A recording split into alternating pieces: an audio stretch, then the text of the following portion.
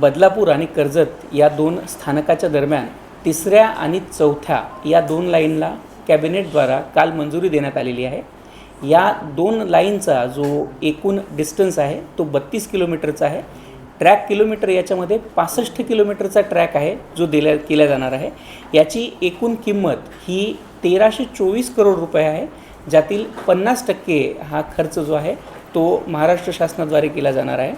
याच्यामध्ये प्रामुख्यानं जर आपण पाहिलं तर 8 मेजर आणि 106 मायनर ब्रिज म्हणजे पूल बनवले जाणार आहेत। याशिवाय एक RUB आणि सध्या उपलब्ध असलेल्या 6 स्टेशन हे याच्यामध्ये देखील बनवले जाणार आहेत। याच्यामध्ये याचा जी मुख्य फायदा आहे तो मुंबईवरनं चेन्नईकर जाणाऱ्या रूटचा हा एक अविभाज्य भाग आहे। यासोबतच प्रामुख्याने सबर्बन जे सेक्शन आहे या सबर्बनमधल्या महत्त्वाच्या 2 स्थानकांना किंवा छत्रपती शिवाजी महाराज टर्मिनसपासून कर्जतकडे जाणाऱ्या सगळ्या पॅसेंजरसाठी हा अत्यंत महत्त्वाचा आणि जिव्हाळ्याचा असा विषय आहे। याच्यापूर्वी आपण कल्याणपासून बदलापूरपर्यंतची तिसरी आणि चौथी लाईन या 2 लाईनचं सँक्शन केलेलं होतं। बदलापूरपासून कर्जतपर्यंतचा हे 2 लाईन आता सँक्शन झाल्यानंतर यासोबतच काही महिन्यांपूर्वी लोणावळ्यापासून पुण्यापर्यंतची देखील तिसरी आणि चौथी मार्गिका ही सँक्शन झालेली आहे।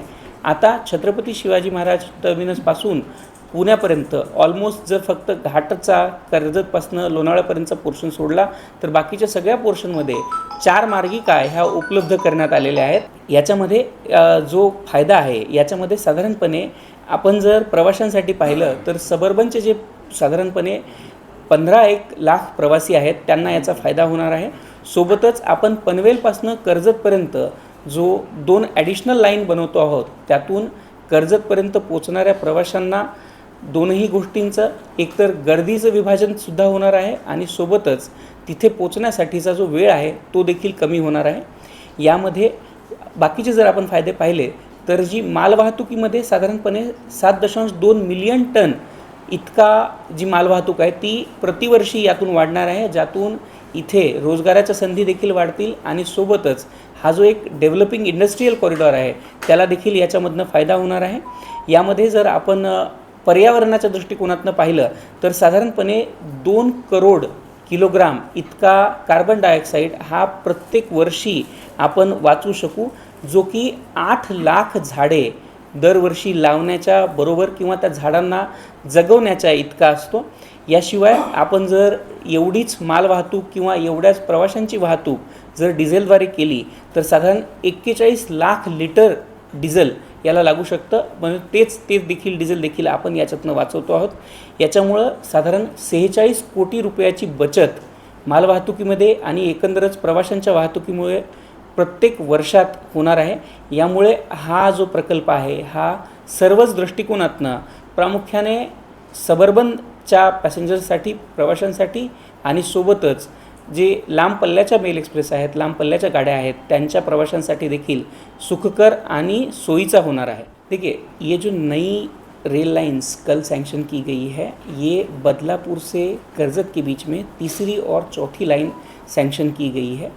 ये तीसरी और चौथी लाइन जो छत्रपति शिवाजी महाराज टर्मिनस से कर्जत तक जाने वाले सबर्बन यात्री हैं उनके लिए बहुत ही महत्वपूर्ण है। यहाँ पे हमेशा यात्रियों की ये आवश्यकता भी है और डिमांड भी रहती है कि यहाँ पे जो गाड़ियों का संचालन है उसमें बढ़ोतरी की जाए और साथ ही साथ में उनका जो समय पालन है उसमें बढ़ोतरी और उसमें सुधार लाया जाए।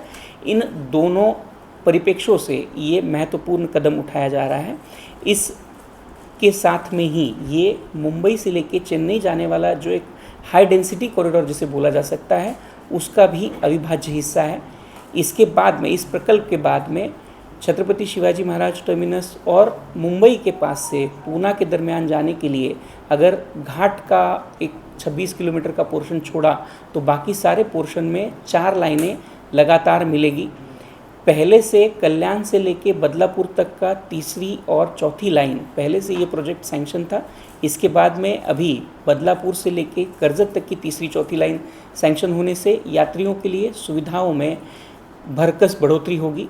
ये जो सेक्शन है ये 32 किलोमीटर का सेक्शन है और अगर हम ट्रैक किलोमीटर से देखें तो डबल ट्रैक होने के कारण और लूप लाइंस बाकी सारी फैसिलिटीज़ देख के 65 किलोमीटर का एडिशनल ट्रैक इसके माध्यम से बनेगा। इसकी कुल लागत जो है 1324 करोड़ रहेगी। इस पोर्शन में 8 मेजर और 106 माइनर ब्रिजेस बनाए जाएंगे। इसमें एक आरयूबी बनेगा। 6 स्टेशन जो अभी चल रहे हैं वही 6 स्टेशनों का इसके साथ में विकास भी किया जाएगा। इनमें अगर हम लोग यात्रियों के लिए बेनिफिट की बात करें और जो माल ढुलाई है उसके बेनिफिट की अगर हम लोग बात करें तो लगभग इस मार्ग से, इस माध्यम से 7.2 मिलियन टन्स इतनी माल ढुलाई में वार्षिक वृद्धि होगी। इसी के साथ साथ में अगर हम लोग यात्रियों की संख्या की बात करें तो लगभग 15 लाख यात्रियों को इसका फ़ायदा होगा। इसी के साथ में हम लोग पनवेल से करजत के दरमियान जो एक डबल लाइन का सेपरेट कॉरिडोर बना रहे हैं उससे भी यात्रियों को करजत तक पहुंचने में आसानी होगी। पनवेल के बाद में अब करजत एक अपने आप में नया शहर या नया डेवलपमेंट का एवेन्यू बन के सामने आएगा। इसमें हम लोग, जैसा मैंने आपको बताया कि माल ढुलाई में 7.2 मिलियन टन की बढ़ोतरी उसमें होगी, वार्षिक वृद्धि होगी। इसके माध्यम से हम लोग जो कार्बन डाइऑक्साइड की सेविंग या ग्रीन इनिशिएटिव बोल सकते हैं या हरित क्रांति, उसे जिस तरीके से इसे देखा जा सकता है, इसमें लगभग 2 करोड़ किलोग्राम का कार्बन डाइऑक्साइड हम हर साल पर्यावरण में उत्सर्जित होने से बचा सकेंगे।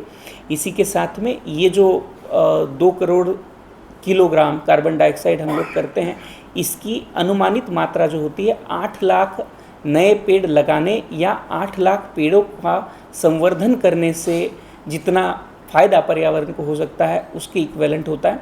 उसी के साथ में हम लोग अगर डीजल की मात्रा की बात करें तो इतनी ही माल ढुलाई या इतने यात्रियों का परिवहन करने के लिए हमें लगभग 41 लाख लीटर डीजल हर वर्ष लगता था, तो उससे भी हम लोग बचत करेंगे। इसके दृष्टिकोण से अगर हम लोग जो ट्रांसपोर्टेशन कॉस्ट होती है या जिसे लॉजिस्टिक्स कॉस्ट बोला जाता है, वो हर साल 46.2 करोड़ का ट्रांसपोर्टेशन कॉस्ट इसमें सेव करेंगे, जिससे भारत का जो एक वैश्विक परिमाण है कि जिसमें आपके टोटल कॉस्ट का लगभग 4% कॉस्ट ट्रांसपोर्टेशन की लगनी चाहिए, उसकी तरफ का एक महत्वपूर्ण कदम इसके द्वारा उठाया जा रहा है। देखिए, अभी जो इसका प्रोजेक्ट की जो शुरुआत की गई है, ये रेल मंत्रालय और भारत शासन और उसी के साथ में महाराष्ट्र शासन के कंबाइंड डेवलपमेंट में प्रोजेक्ट है। इसकी जो कंप्लीशन है वो ज़्यादा से ज़्यादा जल्दी और तेज़ी से करने की बात होगी, किंतु इसका इंडिविजुअल में देखने से ज़्यादा, जैसे करजत की कनेक्टिविटी की इम्प्रूवमेंट के दृष्टिकोण से इसे देखा जाए तो अगर हम लोग देखें तो मार्च 2026 तक पनवेल से करजत वाला जो कॉरिडोर है वो कंप्लीट हो रहा है। उसके चलते यात्रियों की जो आवश्यकता है वो ज़्यादा से ज़्यादा और तेज़ी से पूरा करने का प्रयास रेलवे के द्वारा और मध्य रेलवे के द्वारा किया जा रहा है।